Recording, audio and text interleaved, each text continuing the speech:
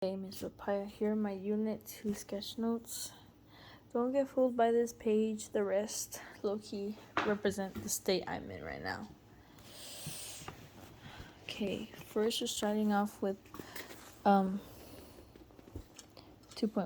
Ribosomes are not enclosed by a membrane and are subcellular components found in all life forms, reflecting common understanding of all known life.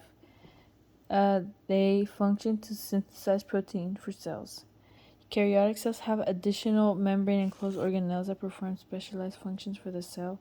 These include the rough ER, smooth ER, Golgi complex, mitochondria, lysosomes, vacuoles, and chloroplasts. If ribosomes are made of ribosomal RNAs, protein synthesis, they synthesize protein according to mRNA sequences. The rough ER has ribosomes attached to a membrane compartment. It compartmentalizes the cell associated with packing newly synthesized proteins made by attached ribosomes for possible export for the cell. Smooth ER, no ribosomes attached, detoxification, and lipid are its functions, lipid synthesis, different functions than rough endoplasmic reticulum due to structural difference. Golgi complex is flattened membrane-bound sacs found in eukaryotic cells involved in the correct folding and chem modification of newly synthesized proteins and packaging for protein trafficking.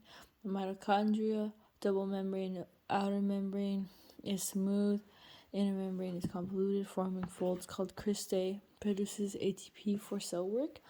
Lysosomes, membrane enclosed sacs found in some eukaryotic cells that contain hydrolytic enzymes. Vacuoles, membrane bound sacs found in eukaryotic cells. Storage of A2O, other macromolecules are things it does, and then to release the waste of cells. Chloroplasts found in eukaryotic cells. Double outer membrane capture the energy from the sun and produce sugar for plant energy. Hydrolytic enzymes digest a variety of materials such as damaged cell parts or macromolecules. Thylakoid is highly folded membrane compartments in grana. They contain chlorophyll pigment that comprise photosystem and electrons. Their light-dependent reactions happen here, and transport proteins are found between photosystems. Okay, stroma is the fluid between inner chloroplast membrane and outside thylakoid.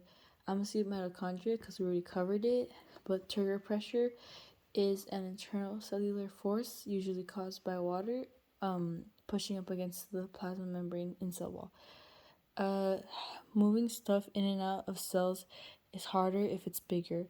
Cells need sufficient surface area to exchange nutrients with its surroundings. Small cells have more efficient exchanges of materials. As cell volume increases, structural modification like membrane folds are necessary to adequately exchange molecules from or into the environment. Cells and organisms use specialized exchanges surfaces like stomatal openings on the surface of a leaf. Peripheral proteins are loosely bound to the surface of the membrane, hydrophilic with charged polar sides. Integral proteins span the membrane,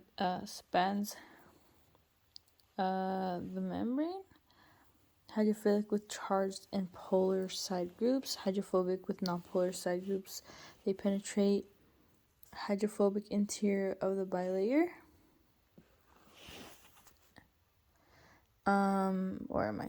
Transmembrane protein is an example of it. Membrane protein functions are transport, cell-to-cell recognition, enzymatic activity, signal transduction, intercellular joining, attachment for extracellular matrix as cytoskeleton.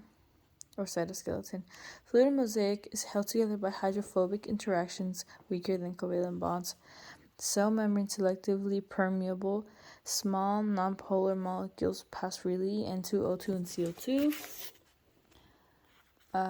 Channel proteins allow for specific proteins to go through. Carrier proteins span the membrane and change shape to allow specific proteins to pass through. Small polar molecules can pass through the membrane if in minimal amounts. Cell wall composed of complex carbs. In plants, it's cellulose, it's polysaccharide. Fungi is chitin, polysaccharide. Prokaryotes, it's just polymers consisting of sugar and amino acids. Concentration gradient is when a solute is more concentrated in one area than another.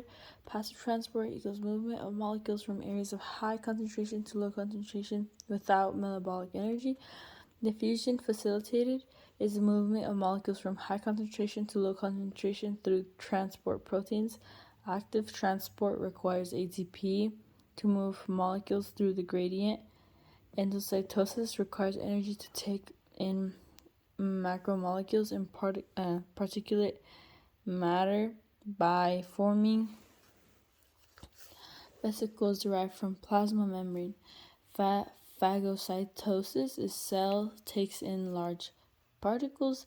Pinocytosis, cell takes in extracellular fluid containing dissolved substances.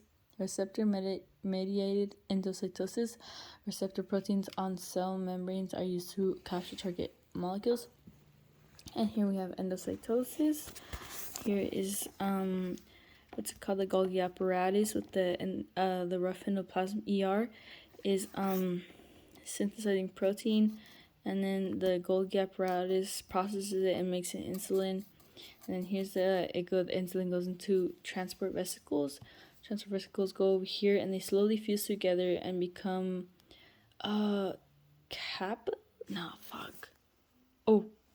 excuse my French.